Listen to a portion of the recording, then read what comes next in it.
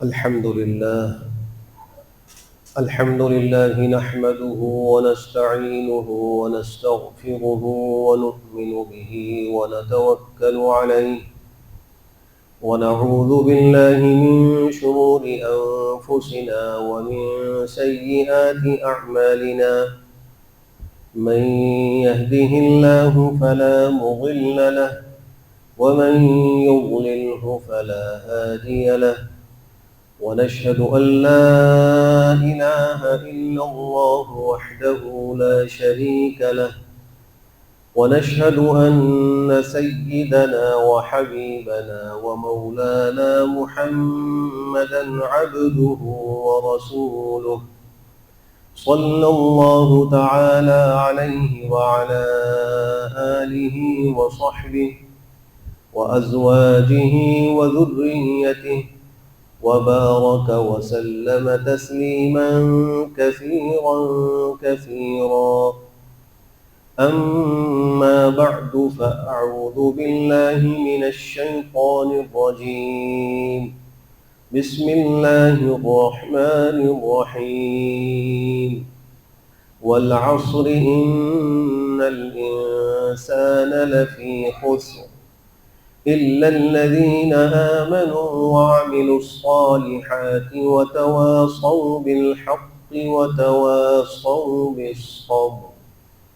وقال رسول الله صلى الله عليه وسلم نعمتان مغبون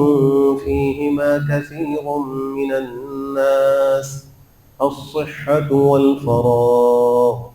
صدق الله مولانا العظيم وصدق رسوله النبي الكريم ونحن على ذلك لمن الشاهدين والشاكرين والحمد لله رب العالمين۔ حضرات سامعین محترم اور برادران عزیز، ذوالحجہ کا مہینہ اسلامی تاریخ کے اعتبار سے آخری مہینہ ہے اور اسلامی مہینوں میں یہ 12واں مہینہ ہے۔ اس کے بعد نیا سال اسلامی شروع ہونے والا ہے اور اس کا جو پہلا مہینہ ہے وہ محرم الحرام۔ اسلام سے پہلے جب سے اس روئے زمین پر حضرت انسان کی تشریف آوری ہوئی اور اس کی نسل کا سلسلہ چلا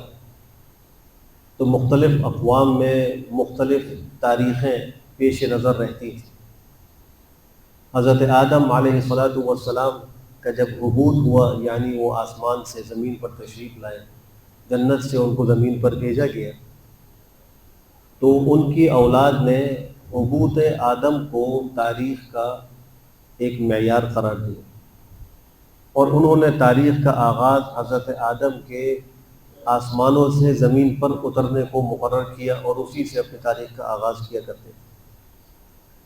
اور یہ سلسلہ حضرت نوح علیہ السلام کی بعثت تک چلا۔ جب حضرت نوح علیہ السلام کو مبعوث کیا گیا، نبی بنایا گیا، تو پھر جو اس زمانے کی اقوام تھیں انہوں نے اپنی تاریخ کا آغاز حضرت نوح کی بعثت کو قرار دی اور وہ تاریخیں اسی سے شمار کرتے تھے، اور یہ سلسلہ چلا قوم نوح کے طوفان میں غرق ہونے تک۔ پھر جب قوم نوح اس میں غرق ہو گئی، صرف وہ لوگ بچے جو کشتی نوح میں سوار تھے، اور طوفان ختم ہوا اور پھر زمین کا پانی خشک ہوا اور وہ زمین پر اترے اور دوبارہ سلسلہ بنی آدم کا شروع ہوا۔ تو اس واقعے سے پھر تیسری تاریخ کا آغاز ہوا جو حضرت ابراہیم علیہ السلام کے آگ میں ڈالے جانے تک رہا۔ نمرود نے ان کو آگ میں ڈالا، اس وقت تک یہ تاریخ چلتی تھی جس کا آغاز قوم نوح کی غرقابی کے بعد سے شروع ہوا۔ پھر حضرت ابراہیم علیہ السلام کی جو آگ سے نکالے جانے کا وقت تھا، اس سے ایک اور تاریخ کا آغاز ہوتا ہے اور وہ حضرت یوسف علیہ السلام کی بعثت تک چلتا ہے، اور پھر اس کے بعد حضرت سلیمان علیہ السلام کی دور حکومت تک ایک تاریخ چلی، اور پھر حضرت سلیمان علیہ السلام کے دور حکومت کے بعد سے لے کر حضرت موسیٰ علیہ السلام کی بعثت تک ایک تاریخ چلی، پھر بعثت موسویہ سے لے کر بعثت عیسویہ تک ایک تاریخ چلی، اور پھر حضرت عیسیٰ علیہ السلام کی بعثت کے بعد سے لے کر نبی کریم صلی اللہ علیہ وآلہ وسلم تک اور آپ کی بعثت تک یہ تاریخ کا سلسلہ چلتا رہا۔ حضرت عمر فاروق رضی اللہ تعالیٰ عنہ کے زمانہ خلافت میں اس وقت تک اسلامی ہجری تاریخ مقرر نہیں ہوئی تھی۔ روایات میں آتا ہے کہ ایک واقعہ یہ پیش آیا کہ حضرت عمر کے سامنے ایک دستاویز پیش کی گئی جس پر میعاد میں شعبان مہینہ لکھا ہوا تھا۔ چونکہ یہ جو اسلامی مہینوں کے نام ہیں، یہ اسلامی مہینے ہیں، یہ تو شروع سے چل رہے ہیں، اسلامی تاریخ کا آغاز بعد میں ہوا ہے۔ اسی لیے قرآن کریم میں اللہ نے سورہ توبہ میں جہاں ذکر کیا ہے کہ ان عدۃ الشہور عند اللہ 12 شہرا فی کتاب اللہ یوم خلق السماوات والارض، آسمان زمین کی پیدائش سے لے کر اللہ کے نزدیک سال کی جو گنتی تھی وہ 12 مہینوں پر مشتمل تھی۔ منہا اربعۃ حرم، ان میں 4 مہینے حرمت والے تھے، ان کا احترام کیا جاتا تھا۔ تو یہ جو اسلامی مہینے ہیں ان کی تاریخ تو بہت قدیم ہے، آسمان زمین کی تخلیق کے ساتھ ہی یہ مہینوں کا سلسلہ شروع ہو گیا۔ لیکن حضرت عمر کے زمانے میں جب ان کو دستاویز پیش کی گئی تو اس میں میعاد شعبان لکھی ہوئی تھی، تو حضرت عمر نے پوچھا کون سا شعبان، جو گزر گیا یا جو آنے والا ہے؟ اس کی تعین نہیں تھی، اس لیے کہ سن متعین نہیں ہوا تھا، خالی مہینہ لکھا ہوا تھا۔ تو چونکہ وہ کسی کو معلوم نہیں تھا کہ یہ کس شعبان کا ذکر ہو رہا ہے، گزرے ہوئے کا یا آنے والے کا، تو ضرورت محسوس ہوئی کہ اسلامی تاریخ کا ایک آغاز ہونا چاہیے تاکہ اس قسم کی مشکلات پیش نہ آئیں۔ بعض روایتیں میں آتا ہے کہ حضرت ابو موسیٰ اشعری حضرت فاروق اعظم کے زمانے میں ایک گورنر تھے، انہوں نے خط لکھا حضرت فاروق اعظم کو اور کہا کہ امیر المومنین آپ کے ہمیں احکام پہنچتے ہیں، ہدایات ہمیں ملتی ہیں، لیکن ہمیں یہ پتہ نہیں چلتا کہ آپ کا کون سا حکم پہلے کا ہے کون سا بعد کا ہے، کیونکہ اس پہ تاریخ لکھی ہوئی نہیں ہوتی۔ تو ہم کس کو ناسخ مانیں، کس کو منسوخ مانیں، کس پر عمل کریں، کس کو چھوڑیں، ہمیں مشکل پیش آ رہی ہے، تو آپ اس میں سن کو متعین کریں۔ بعض روایات میں کہ ایک یمن کا شخص تھا، یمنی وہ آیا اور آ کر حضرت عمر سے کہنے لگا کہ آپ جو ہے اپنی تاریخ مقرر کریں۔ تو حضرت عمر نے فرمایا کہ تاریخ کہاں سے مقرر کروں؟ کہا جیسا کہ عجم کا طریقہ ہے، عجم کے لوگ تاریخ مقرر کرتے ہیں، آپ بھی کریں۔ گویا اسلام کی تاریخ کے آغاز سے قبل اقوام میں تواریخ کا سلسلہ چل رہا تھا اور یمنی شخص اسی طرف متوجہ کر رہا تھا۔ ان سب روایتوں کے اندر محاکمہ کرتے ہوئے علماء نے ذکر کیا ہے کہ اصل اسلامی تاریخ کے موجد حضرت عمر فاروق ہیں، اصل محرک وہی تھے۔ ان کو چاہے کسی کی یاد دلانے پر توجہ ہوئی یا از خود ان کو خیال آیا، جیسا کہ میں نے عرض کیا کہ شعبان جب لکھا ہوا آیا تو انہوں نے اس پہ یہ بات ذکر کی کہ گزشتہ شعبان مراد ہے یا آنے والا شعبان مراد ہے، تو اس کی ضرورت محسوس ہوئی، صحابہ کرام کا مشورہ بلا لیا گیا۔ اور یہ بات کس سن کی ہے؟ حضرت فاروق اعظم کے زمانے میں سن 16 ہجری یا 17 ہجری یا 18 ہجری، اس میں 3 یہ اقوال ملتے ہیں۔ ان 3 سالوں میں کسی سال کا یہ واقعہ ہے۔ تو گویا 16، 17 یا 18 تک اسلامی تاریخ کی تعین نہیں تھی، مہینے متعین ہوا کرتے۔ جب صحابہ کا آپ نے ایک مشورہ بلایا تو ان میں 4 قسم کی رائے آئیں۔ ایک رائے یہ تھی کہ سن اسلامی کا آغاز نبی کریم صلی اللہ علیہ وآلہ وسلم کی پیدائش سے کر لیا جائے، چونکہ پیغمبر کی پیدائش اور آپ کا اس دنیا میں آنا یہ صرف عالم انسانی کے لیے نہیں بلکہ تمام عالموں کے لیے رحمت کا باعث، ایک بہت عظیم بشارت اور ایک بہت عظیم نعمت تھی۔ لہذا ایک رائے یہ آئی کہ اسلامی تاریخ کا آغاز اسی سے کیا جائے، لیکن اس پر فیصلہ نہیں ہوا، اس لیے کہ نبی کریم صلی اللہ علیہ وآلہ وسلم کی جو تاریخ پیدائش ہے اس میں اختلاف موجود تھا کہ کس تاریخ کو آپ کی پیدائش ہوئی۔ اس اختلاف کی وجہ سے اس کو بنیاد نہیں بنایا۔ دوسری رائے یہ آئی کہ نبی کریم صلی اللہ علیہ وآلہ وسلم کو جس سال نبوت ملی، جو آپ کی عمر مبارک کا 40واں سال تھا، اس کو اسلامی تاریخ کا آغاز قرار دیا جائے اور اس سے سن شروع کیا جائے۔ تو اس پر بھی فیصلہ نہیں ہوا، اس لیے نہیں ہوا کہ وہ بھی مختلف ہی ہے کہ آپ کو جس سال نبوت ملی اس کی تاریخ کیا تھی، کس تاریخ کو نبوت ملی۔ آپ کی عمر کا تو 40واں سال تھا، لیکن وہ دن کون سا تھا، مہینہ کون سا تھا، اس میں اقوال مختلف موجود ہیں، اس پر بھی فیصلہ نہیں۔ تیسری رائے یہ آئی کہ نبی کریم صلی اللہ علیہ وآلہ وسلم کی وفات کو سن اسلامی کا آغاز قرار دیا جائے، چونکہ یہ ایک بہت بڑا حادثہ تھا اور واقعی اس امت پر سب سے جو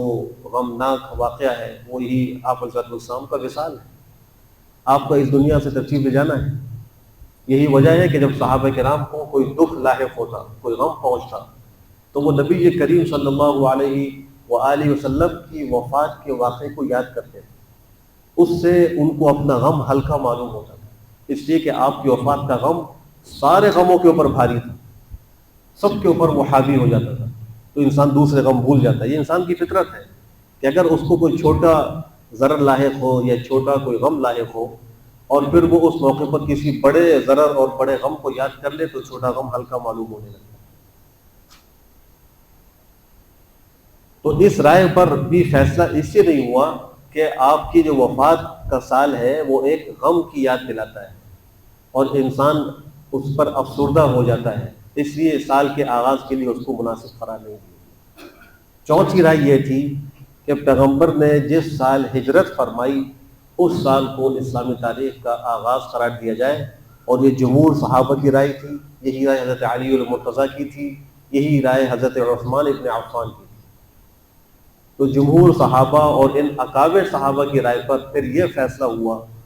کہ اسلامی سال کا آغاز ہجرت کے سال سے کیا جائے۔ جس سال آپ نے ہجرت فرمائی اور آپ نے اپنا قدوم میمنت فرمایا اور قبا میں آ کر آپ مقیم ہوئے، تو اسی کو بس اسلامی تاریخ کی بنیاد قرار دیا جائے اور اس سے اسلامی تاریخ کا آغاز کیا جائے۔ اور علماء نے لکھا ہے کہ صحابہ کرام کو اس وقت توجہ قرآن کریم کی ایک آیت سے ہوئی۔ یہ صحابہ کرام کی دقت علمی تھی، اللہ نے ان کو بڑا ایک فہم رسا ذہن عطا فرمایا، صحابہ کی سوچ بڑی عالی شان تھی اور ان کا علم بڑا دقیق، باریک اور گہرا تھا۔ قرآن کریم اللہ فرماتے ہیں لَمَسْجِدٌ أُسِّسَ عَلَى التَّقْوَى مِنْ أَوَّلِ يَوْمٍ أَحَقُّ أَن تَقُومَ فِيهِ۔ یہ اہل قباء اور مسجد قباء کے بارے میں جہاں سورۃ توبہ میں اللہ نے ذکر فرمایا ہے، یہ اس واقعے کا ذکر ہے کہ وہ مسجد جس کی بنیاد پہلے ہی دن سے تقوی پر رکھی گئی، وہ اس بات کے زیادہ لائق ہے کہ اللہ کے نبی آپ اس میں عبادت کیا کریں، آپ اس میں نماز پڑھا کریں۔ چونکہ منافقین مدینہ نے ایک مسجد زرار بنائی تھی اور پیغمبر سے اس کا افتتاح کرانا چاہتے تھے، اللہ نے بذریعہ وحی اس کی اطلاع کر دی تھی۔ اس موقع پر اللہ نے فرمایا کہ انہوں نے جو مسجد بنائی ہے وہ تو ضرر پہنچانے کے لیے اور کفر کی ترویج کے لیے، مسلمانوں کے آپس میں پھوٹ ڈالنے کے لیے اور تفریق کے لیے بنائی ہے، تو آپ اس میں نماز پڑھنے کے لیے مت جائیں۔ لیکن وہ مسجد اسس علی التقوی، جس کی بنیاد تقوی پر رکھی گئی، من اول یوم، اس پہلے دن سے، اس سے مراد ہجرت کر کے جو آپ پہلے دن قباء میں تشریف لائے تھے وہ دن مراد، اس دن سے وہ زیادہ حقدار ہے کہ آپ اس میں نماز پڑھا کریں۔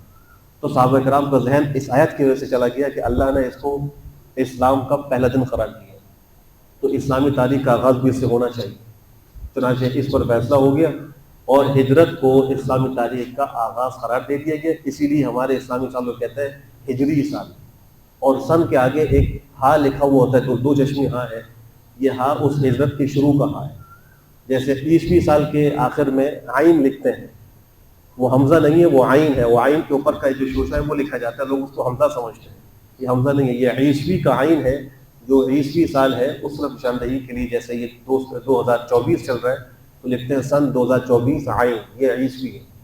اور 1445 ہے تو یہ ہجری، اور اس کا یہ آخری مہینہ چل رہا ہے۔ جب یہ طے ہو گیا تو اب سوال یہ پیدا ہوا کہ مہینہ پہلا جو ہے وہ کون سا قرار دیا جائے۔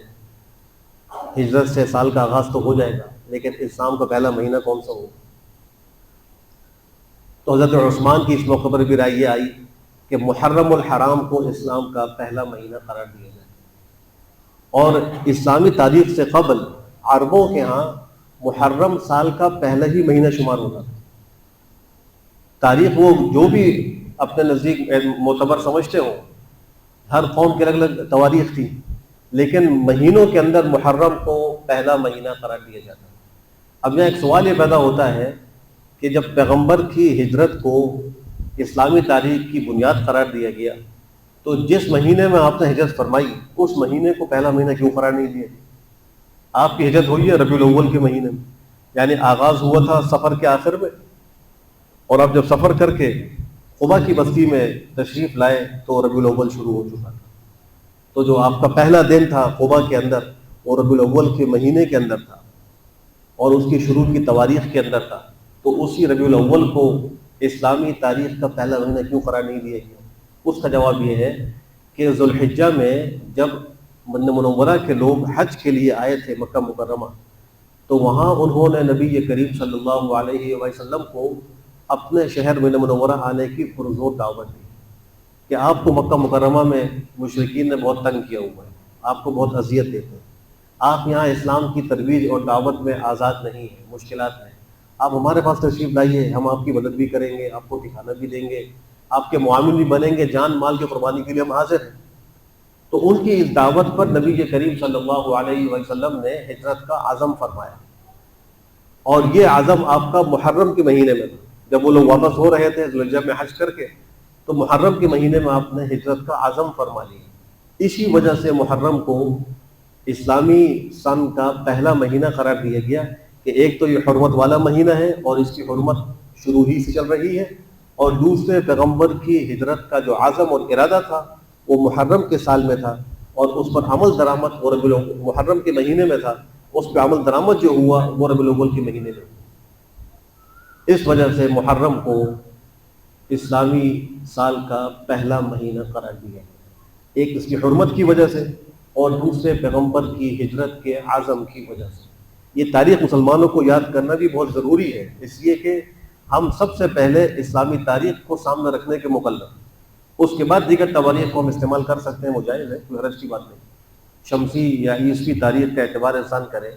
یا بعض ملکوں میں ان کی اپنی تاریخیں ہیں، ہندوستان کے اندر الگ تاریخیں شمار ہوتی ہیں، افغانستان میں الگ تاریخیں شمار ہوتی ہیں، تو وہ الگ الگ تاریخیں اپنی شمار کر سکتے ہیں، لیکن بحیثیت مسلمان پہلے ہم کو اپنی اسلامی تاریخ سامنے رکھنی چاہیے۔ آج افسوس سے یہ کہنا پڑتا ہے کہ بہت سارے مسلمان نہ ہجری تاریخ کو جانتے ہیں، نہ سمجھتے ہیں، نہ اسلامی پورے مہینوں کے نام ان کو یاد ہیں، اور نہ عموماً ان کو یہ یاد ہوتا ہے کہ آج اسلام کی تاریخ کون سی ہے، مہینہ کون سا چل رہا ہے اور تاریخ کون سی ہے، چونکہ معاملات کے اندر اسلامی تاریخ کو پیچھے کر دیا گیا ہے اور اسی تاریخ کو آگے کر دیا گیا ہے۔ تو بچے کو جو عیسوی مہینے ہیں یا عیسوی سال ہیں وہ یاد ہوتے ہیں، اور اسلامی مہینے اور اسلامی سال یاد نہیں ہوتے، یہ ایک المیہ ہے، لمحہ فکریہ ہے۔ علماء نے لکھا ہے کہ قمری تاریخ سے حساب کرنا امت پر فرض علی الکفایہ ہے۔ اس کا مطلب یہ ہے کہ اگر ساری امت اور سارے مسلمان قمری تاریخ سے معاملات اور حساب کتاب کو چھوڑ دیں تو ساری امت گنہگار ہوگی، اور اگر بعض لوگ اس کو اختیار کر لیں تو بقیہ کی طرف سے بھی کافی ہو جائے گا اور سب گنہگار ہونے سے بچیں گے۔ اس لیے بحیثیت مسلمان ہر شخص کو یہ چاہیے کہ وہ اپنے معاملات میں اسلامی تاریخ کو بھی سامنے رکھا کرے۔ دو تاریخیں لکھنے کوئی رج کی بات نہیں، اوپر اسلامی تاریخ لکھے، نیچے انگریزی تاریخ لکھیں، اس طرح وہ یاد بھی رہے گی اور اس پر عمل درآمد بھی ہوگا، حساب کتاب بھی آسان ہوگا، اور پھر اسلامی تاریخ سے جو ہمیں اسباق حاصل ہو رہے ہیں ان سے فائدہ اٹھانا بھی ممکن ہوگا۔ اب یہاں یہ بھی سمجھ لیجیے کہ صحابہ کرام نے جو اسلامی تاریخ کا یہ آغاز کیا، اس میں امت کے لیے کیا کیا اسباق۔ پہلا سبق یہ ہے کہ اسلام اپنے تشخص میں امتیاز رکھتا ہے، وہ کسی کی تقلید نہیں کرتا۔ مسلمانوں کو چاہیے کہ اسلامی تشخصات کے اندر اسلامی امتیازات کو برقرار رکھیں، اس میں مغرب کی تقلید نہ کریں۔ آج کتنے مسلمان ایسے ہیں کہ وہ اپنی تشخصات جو اسلامی ہیں ان کو باقی نہیں رکھ رہے، اس میں وہ غیروں کی تقلید کر رہے ہیں۔ یہ غلامانہ ذہنیت کی کارستانی ہے۔ جس انسان کا ذہن غلامی کو قبول کر لے تو پھر وہ اپنے امتیازی تشخصات کو چھوڑ دیتا ہے، پھر وہ جس کا غلام اپنے آپ کو سمجھتا ہے اسی کی تقلید کو اپنے لیے قابل فخر سمجھتا ہے، جبکہ اللہ نے ہمیں آزاد پیدا کیا، مسلمانوں کو اللہ نے ایک آزادی عطا فرمائی۔ اس آزادی کا تقاضا یہ ہے کہ ہم اسلامی تشخصات کے اندر اسلام ہی کی تقلید کریں، اسی کا اتباع کریں، کسی اور غیر قوم کا ہم اتباع نہ کریں۔ دوسرا سبق یہ ہے کہ محرم کے مہینے کو جو پہلا مہینہ اسلام تاریخ کا قرار دیا گیا وہ اس کی عظمت کی وجہ سے قرار دیا گیا۔ ہجرت کے سال کو تاریخ کا پہلا سال قرار دیا گیا، وہ اس وجہ سے دیا گیا کہ اس ہجرت سے کفر و اسلام میں فرق واضح ہے۔ خود صحابہ سے جب پوچھا گیا، روایات میں آتا ہے کہ آپ نے ہجرت کے سال کو اسلامی تاریخ کا مبدا اور اس کی بنیاد کیوں قرار دیا، تو انہوں نے فرمایا کہ لأن الہجرت فرقت بین الحق والباطل، اس لیے کہ ہجرت نے فرق کر دیا حق اور باطل کے درمیان۔ ہجرت نے یہ بات واضح کر دی کہ اسلام حق ہے اور کفر باطل ہے۔ اس کا عملی مظاہرہ جو ہوا وہ ہجرت سے ہوا، ورنہ ہجرت سے پہلے اسلام بظاہر مغلوب نظر آ رہا، مسلمان مغلوب نظر آ رہے ہیں، اور ہجرت کے بعد پھر جو فتوحات کا آغاز ہوا، غزوات ہوئے اور اسلام پھیلا اور اسلام کا غلبہ سامنے آیا، وہ سب کے سامنے ہے، تاریخ اس کے اوپر شاہد۔ تو اس طرح بھی اشارہ کیا جا رہا ہے کہ ہم اپنی اس عظمت رفتہ کو ذرا سوچیں، اس سے خیال کریں کہ آج وہ ہم سے کیوں دور ہو گئی، ہم آج ذلت کی پستیوں میں کیوں گرے ہوئے ہیں۔ اس کی صرف اور صرف وجہ یہ ہے کہ ہم نے قرآن و سنت کے راستے کو چھوڑ دیا۔ صحابہ کرام نے اس راستے کو اختیار کیا تھا، جس کے نتیجے میں اللہ نے ان کو دنیا میں بھی عظمتوں سے نوازا، اور ہم نے اس راستے کو چھوڑا، اپنے آپ کو اس سے دور کیا۔ نتیجہ یہ ہے کہ آج ہم اقوام عالم میں پست قوم شمار ہوتے ہیں، ہم ایک کمزور قوم شمار ہوتے ہیں، باوجود ہے کہ اللہ نے ایک بڑی تعداد مسلمانوں کی روح زمین پر رکھی ہے۔ 1 ارب سے زائد مسلمان آج بھی روح زمین کے اوپر موجود ہیں، لیکن پھر بھی وہ پستیوں کا اور ذلتوں کا شکار ہے۔ اس کی وجہ یہ نہیں ہے کہ ان کے پاس ٹیکنالوجی نہیں ہے، اس کی وجہ یہ نہیں ہے کہ ان کے پاس وسائل نہیں ہیں۔ اگر یہی وجہ ہوتی تو صحابہ جس زمانے میں عروج کی وادیوں کو طے کر رہے تھے، اس زمانے کی جو متمدن اقوام تھی وہ تو روم اور فارس کے لوگ تھے، اس زمانے کے باوسائل اہل صنعاء، اہل یمن تھے، اہل فارس تھے، لیکن پھر بھی اللہ نے صحابہ کے غلبہ کو کیوں دکھایا کہ وسائل کی کمی کے باوجود انہوں نے اپنی جو اسلامی اصل تھی، قرآن و سنت، پیغمبر کا طریقہ، اس کو اختیار کیا۔ تو آج مسلمانوں کو وہ اختیار کرنے کی بھی ضرورت ہے۔ اور تیسرا سبق یہ حاصل ہوتا ہے کہ چونکہ ہجرت میں صحابہ کرام نے اپنی جان کی بھی قربانی دی، اپنے مال کی بھی قربانی دی، ہمیں یہ سبق دیا کہ اگر آج تم عظمت چاہتے ہو، بلندیاں چاہتے ہو، تو جان اور مال دونوں کی قربانی کے لیے تیار ہو۔ ہمارا تو حال یہ ہے کہ ہم اپنی خاندانی جو ایک رسم ہے اس تک کی قربانی دینے کو تیار نہیں ہے، اپنے قبائلی اور علاقائی طور طریقوں کو بھی چھوڑنا ہمیں گوارا نہیں، اس کی قربانی بھی ہم نہیں چھوڑ سکتے اسلام کی خاطر۔ جان مال کی قربانی تو بہت دور کی بات ہے۔ صحابہ نے اپنی قوموں کو چھوڑا، اپنے خاندانوں کو چھوڑا، اپنے وطن کو چھوڑا، اپنی زمین و جائیدادوں کو چھوڑا، صرف اسلام کی خاطر چھوڑا، اور مدینہ منورہ آ کر آباد ہوئے۔ اللہ نے اس ہجرت پر ان کو کیا کوئی دیا، ان کو اللہ نے پھر اولادیں بھی دے دی، زمینیں بھی دے دی، دنیا کے اندر غلبہ بھی دے دیا، عزتیں بھی دے دی، یہ سب کچھ ان کو ملا۔ تو یہ ہمیں اسلامی تاریخ قربانی کا سبق دیتی ہے، ہمیں جان اور مال کو اللہ کے حکم کی خاطر لٹانے کا سبق دیتی ہے۔ یہ ہمارے اس کے اندر اسباق ہوتے ہیں۔ دوسری بات یہ ہے کہ جب یہ سال ختم ہو رہا ہے اور نیا سال شروع ہو رہا ہے تو اس میں مسلمانوں کے لیے کچھ ہدایات ہیں۔ ایک ہدایت تو یہ ہے کہ وہ خود احتسابی کریں، اپنا محاسبہ کریں کہ یہ جو سال اسلامی اب ختم ہو رہا ہے، چند دن اس کے باقی ہیں، میں نے اس سال میں کیا کھویا اور کیا پایا، مجھے کیا کرنا چاہیے تھا اور کیا نہیں کرنا چاہیے تھا۔ اس کا محاسبہ ہر مسلمان کرے، اور اس کے بعد اگر اس کو یہ بات معلوم ہو کہ اس کا یہ سال بڑا اچھا گزرا اور اس نے بہت کچھ پایا اور اس نے جو مفاد اور فائدے کی چیزیں تھیں ان کو حاصل کیا، تو اس پر اللہ کا شکر ادا کرے۔ اور اگر اس کے خلاف محاسبہ اس کا نکل آیا تو پھر توبہ اور استغفار کرے کہ اللہ مجھ سے غلطی ہو گئی، میری زندگی کا 1 سال کم ہو رہا ہے، میری عمر کے اندر ابھی کمی آ رہی ہے، جتنی میری عمر ہے اس میں سے یہ 1 سال مزید کم ہو رہا ہے اور اس سے مجھ سے یہ غلطیاں ہوئی، اللہ آپ معاف فرمائیں۔ یہ ایک سبق ہے اور یہ ہدایت ہے کہ سال کے اختتام پر ایک کام یہ کریں۔ دوسرا کام یہ ہے کہ جب مہینہ ختم ہو اور نیا مہینہ شروع ہو رہا ہے، جو نئے اسلامی سال کا پہلا مہینہ ہے، تو اس کے چاند دیکھنے کا اہتمام کیا جائے، اور جب چاند نظر آ جائے تو اس کی دعا پڑھی جائے، الحمدللہ الذی ذہب بشہر ذی الحجہ وأتی بشہر محرم الحرام۔ ایک دعا یہ بھی منقول ہے کہ تمام تعریفیں اس ذات کے لیے ہیں جو ذوالحجہ کے مہینے کو لے گیا اور محرم کے مہینے کو لے آیا، وہ اللہ ہی کی ذات ہے۔ جب چاند دیکھا تو کہا ہلال و خیر و رشد، یہ خیر اور رشد و ہدایت کا چاند ہے۔ اللہم اہلہ علینا بالیمن والایمان والاسلام والسلامۃ والتوفیق لما تحب وترضى ربی وربک اللہ۔ یہ دعا پڑھنی چاہیے، زبانی بھی اس دعا کو یاد کریں، اس کا ترجمہ یاد کریں، جب چاند ہو تو اس کو دیکھ کر یہ دعائیں پڑھ لیں، اللہ کا شکر بھی ادا کریں کہ اللہ آپ ہی کی توفیق سے یہ سال مکمل ہوا اور نیا سال شروع ہو رہا ہے۔ اور تیسرا کام یہ کریں کہ آئندہ کا لائحہ عمل طے کریں۔ اگر کامیابی چاہتے ہیں، اپنی زندگی کے اوقات کو قیمتی بنانا چاہتے ہیں کہ اب تک جو ہوا سو ہوا، زندگی کے سال کم ہو گیا،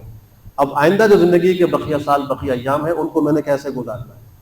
دنیاوی معاملات کے اندر بھی جو شخص منصوبہ بندی کرتا ہے، لائحہ عمل اپنا بناتا ہے، تو وہ وقت سے فائدہ اٹھا لیتا ہے اور اپنے لیے راحت کا سامان کر لیتا ہے۔ اور جو غیر منظم زندگی گزارتا ہے اس کا کوئی نظام الاوقات نہیں ہوتا، جب دل چاہا سو گیا، جب دل چاہا اڑ گیا، اپنی مرضی زندگی گزارتا ہے، تو وہ ایک ناکام انسان کی طرح زندگی گزارتا ہے۔ اس کے ہاتھ میں نہ دنیا آتی ہے اور نہ ہی وہ دین کے مطابق زندگی گزار رہا ہو۔ تو لائحہ عمل طے کریں کہ آئندہ اب کیا کرنا ہے، اور پھر اس کے مطابق اپنا محاسبہ برابر کرتے رہیں کہ میں نے اپنے لیے یہ نظام مرتب کیا تھا، کیا میں اس کے مطابق چل رہا ہوں، کہ میں نے نمازوں کا ایسا اہتمام کرنا ہے، تلاوت کا ایسا اہتمام کرنا ہے، اپنی دنیا داری کو اتنا وقت دینا ہے، گھر والوں کو اتنا وقت دینا ہے، گناہ سے ایسے بچنا ہے، طاعات کو ایسے کرنا ہے۔ میں نے یہ ایک منصوبہ بنایا تھا، کیا میں اس کے مطابق چل رہا ہوں؟ ہر روز اس کا محاسبہ بھی کریں۔ حاسبوا قبل ان تحاسبوا، اپنا حساب لے لیا کرو قبل اس کے کہ تمہارا حساب لیا جائے۔ آخری بات یہ ہے کہ یہ جو وقت ہمارا گزر رہا ہے، یہ جو زندگی ہماری گزر رہی ہے، اللہ سبحانہ و تعالیٰ نے قرآن کریم میں اس وقت کی جا بجا قسمیں کھائی ہیں۔ اگر آپ ان ساری قسموں کو جمع کر کے دیکھیں تو اللہ نے اکثر اوقات کی قسمیں کھائی ہیں۔ کبھی زمانے کی، وہ بھی ایک وقت ہے، کبھی رات کی، وہ بھی ایک وقت ہے، کبھی دن کی، کبھی چاش کے وقت کی۔ یہ سارے اوقات ہی ہیں، اللہ ان کی قسمیں کھا رہے ہیں۔ کیوں قسمیں کھا رہے ہیں؟ اس طرح متوجہ کر رہا ہے کہ یہ وقت بڑی قیمتی نعمت ہے، اس کی قدر کرو۔ جب یہ ہاتھ سے نکل جائے گا تو پھر اس وقت رونے پیٹنے کا کوئی فائدہ نہیں ہوگا۔ بخاری شریف میں امام بخاری رحمہ اللہ نے جہاں کتاب الرقاق کا آغاز کیا، کتاب الرقاق وہ کتاب ہے بخاری شریف کی جس کے اندر ان احادیث کو لایا گیا ہے جو دلوں کو نرم کرنے والی، جن سے دل انسان کا نرم ہوتا ہے، اس میں رقت طاری ہوتی ہے۔ تو اس کی جو پہلی حدیث ہے وہ یہ ذکر کی ہے کہ نعمتان مغبون فیہما کثیر من الناس، دو نعمتیں ایسی ہیں کہ اکثر لوگ ان دو نعمتوں کے اندر دھوکے میں پڑے ہوئے ہیں۔ دو نعمتیں ایسی ہیں کہ اکثر لوگوں کو اس کے اندر دھوکا ہوا ہے اور وہ اس سے فائدہ نہیں اٹھا رہے۔ نمبر ایک الصحہ، صحت کی نعمت۔ نمبر دو الفراغ، فرصت کی نعمت۔ صحت اور فرصت یہ دو اللہ کی ایسی عظیم نعمتیں ہیں، حدیث شریف میں پیغمبر فرما رہے ہیں کہ اکثر لوگ اس کے بارے میں دھوکے میں پڑے ہوئے ہیں، نہ صحت کی قدر کرتے ہیں نہ فرصت کی قدر کرتے ہیں۔ حضرت عبداللہ ابن عمر کے سامنے ایک غلام آیا جو بکریاں چرا رہا تھا، تو انہوں نے اس کو کچھ کھانے کے لیے دیا، تو اس نے کہا کہ میرا تو روزہ ہے۔ تو حضرت عبداللہ ابن عمر نے پوچھا کہ یہ رمضان کا مہینہ نہیں ہے کہ اس کا روزہ ہو، عاشورہ نہیں ہے کہ اس کا روزہ ہو، ایام بیض نہیں ہے کہ اس کا روزہ ہو، ذوالحجہ نہیں ہے کہ اس کا روزہ ہو، تم پھر یہ روزہ کس اس میں رکھ رہے ہو؟ تو اس نے کہا کہ یہ ایام الخالیہ ہے، میں ان کو جو ہے وہ قیمتی بنا رہا ہوں اور اس میں یہ روزے رکھ رہا ہوں۔ قرآن کریم میں جہاں اللہ نے ان لوگوں کا ذکر کیا ہے جن کو سیدھے ہاتھ میں نامہ اعمال ملے گا، فَأَمَّا مَنْ أُوتِيَ كِتَابَهُ بِيَمِينِهِ فَيَقُولُ هَاؤُمُ اقْرَءُوا كِتَابِيَهْ إِنِّي ظَنَنتُ أَنِّي مُلَاقٍ حِسَابِيَهْ فَهُوَ فِي عِيشَةٍ رَاضِيَةٍ فِي جَنَّةٍ عَالِيَةٍ قُطُوفُهَا دَانِيَةٌ كُلُوا وَاشْرَبُوا هَنِيئًا بِمَا أَسْلَفْتُمْ فِي الْأَيَّامِ الْخَالِيَةِ۔ اللہ فرمایا تم کھاؤ پیو، کس وجہ سے؟ اس وجہ سے کہ تم نے جو خالی ایام میں کام کیے نا، جو نیکیاں کی، ان کی وجہ سے آج تم کھاؤ پیو۔ تو وہ غلام یہ کہہ رہا ہے کہ میں ایام الخالیہ کے اندر یہ اعمال کر رہا ہوں تاکہ کل قیامت میں مجھے اس کے بدلے میں اللہ کھانے پینے کا حکم دے، نعمتیں دے، آخرت کے عذاب سے میں بچوں۔ ہم ایام خالیہ کو کیسے گزارتے ہیں؟ سو کے گزارتے ہیں، پکنکوں میں گزارتے ہیں، فضولیات اور لغویات میں گزارتے ہیں۔ اور اس زمانے کا غلام جو بکریاں چرا رہا تھا وہ اپنے ان ایام خالیہ کو روزے میں گزار رہا تھا، عبادت میں گزار رہا تھا۔ یہ وہ لوگ کرتے ہیں کہ جن کی نگاہ میں آخرت ہوتی ہے، جن کو اپنے مستقبل کی فکر ہوتی ہے، اور جو اپنے مستقبل سے بالکل بے خبر ہوتے ہیں تو وہ ہماری طرح نہیں گزارتے۔ اچانک جب موت کا جھپٹا آتا ہے تو اس وقت کہتے ہیں ہائے افسوس۔ مسلم شریف کی روایت میں پیغمبر فرما رہے ہیں بادروا بالاعمال سبعا، 7 چیزوں کے آنے سے پہلے جلدی جلدی اعمال کر لو۔ هل ينظرون الا الى، اب اس کے بعد 7 چیز ذکر فرمائی، فرمایا کہ لوگ انتظار نہیں کر رہے مگر 7 بات کو انتظار کر رہے ہیں۔ الى فقر منسن، کہ لوگ ایسے فقر کا انتظار کر رہے ہیں جو انسان سے سب کچھ بھلا دے۔ جب انسان پر فقر و فاقہ آتا ہے، اللہ سب کی حفاظت فرمائے، تو سب کچھ بھول جاتا ہے، اس کو صرف روٹی چاہیے ہوتی ہے، صرف کھانا چاہیے ہوتا ہے، اپنا پیٹ بھرنا ہوتا ہے۔ جس پر یہ فاقہ گزرا ہو اس سے ذرا جا کے پوچھے کہ اس کی نگاہ میں اور کوئی چیز نہیں ہوگی، خالی پیٹ بھرنے کے لیے کوئی چیز ہو، وہ کہے کہ کچھ کھانے کو مجھے مل جائے بس۔ تو اللہ کے نبی فرما رہے ہیں کہ لوگ اس کا انتظار کر رہے ہیں کہ ان پہ ایسا فخر آ جائے جو ان کو بھلا دے۔ او غنم مطغن، یا ایسی ان کو مالداری ملے جو ان کو سرکش بنا دے۔ بسا اوقات انسان کے پاس جب زیادہ مال آتا ہے، زیادہ وسائل آتے ہیں، وہ سرکش ہو جاتا ہے، متکبر بن جاتا ہے، پھر لوگوں کے حقوق کو وہ تلف کرنا شروع کر دیتا ہے، ظلم و زیادتی کا بازار گرم کر دیتا ہے۔ کس بنیاد پر؟ کہ میرے پاس بڑا مال ہے اور جو کچھ کروں گا مال خرچ کر کے میں بچ جاؤں گا۔ اور ایسا ہو رہا ہے، قاتل بھی پیسہ خرچ کر کے اپنے آپ کو عدالتوں سے بری کرا لیتا ہے، چور اور ڈاکو بھی پیسہ خرچ کر کے، مال خرچ کر کے اپنے اوپر سے سارے مقدمات کو ختم کرا لیتا ہے۔ اب وہ اس مالداری سے سرکشی میں پڑا ہوا ہے۔ تو اللہ کے نبی فرما رہے ہیں کہ تم اس کا انتظار کر رہے ہو، یا فرمایا او مرض مفسد، یا تم ایسی بیماری کا انتظار کر رہے ہو جو ہر چیز فاسد کر کے رکھ دے۔ انسان کو بیماری میں کچھ سمجھ نہیں آتا، اس کی نیند ختم ہو جاتی ہے، اس کا سکون ختم ہو جاتا ہے، اس کی بھوک ختم ہو جاتی ہے اور اس کی تکلیف بڑھ جاتی ہے بیماریوں کا، تم اس کا انتظار کر رہے ہو۔ یا فرمایا او حرم مفند، یا تم سٹھیا دینے والا بڑھاپا، اس کا انتظار کر رہے ہو۔ انسان پر بڑھاپا بھی آتا ہے اور اس کے بعد وہ سچائی کی باتیں کرتا ہے، اور پھر بچے بھی سوچتے ہیں کہ دادا ابا کو، نانا ابا کو جو ہے اولڈ ہاؤس میں جمع کرا کے آ جاؤ، الٹی سیدھی باتیں زیادہ کر رہے ہیں۔ تو اللہ کے نبی فرما رہے ہیں کہ تم اس کا انتظار کر رہے ہو۔ یا فرمایا کہ او موت مجہز، یا تم اچانک آنے والی موت کا انتظار کر رہے ہو کہ وہ آ جائے گی پھر عمل کریں گے، انسان اس کے انتظار میں پڑا ہوا ہے۔ یا فرمایا کہ او شر غائب اب الدجالی فشر غائب او کما قال، یا تم دجال کا انتظار کر رہے ہو کہ دجال آ جائے۔ وہ تو ان غائب چیزوں میں جن کا انتظار کیا جا رہا ہے سب سے خطرناک و بدترین چیز ہے، انسان اس کا انتظار کر رہا ہے کہ علامات قیامت شروع ہو جائیں، دجال آ جائے، اس کے فتنے میں پڑے۔ یا فرمایا کہ الساعہ، یا قیامت کا انتظار کر رہے ہو، فالساعۃ ادھیٰ وامر، قیامت تو بڑی ہولناک، بڑی کڑوی ہے،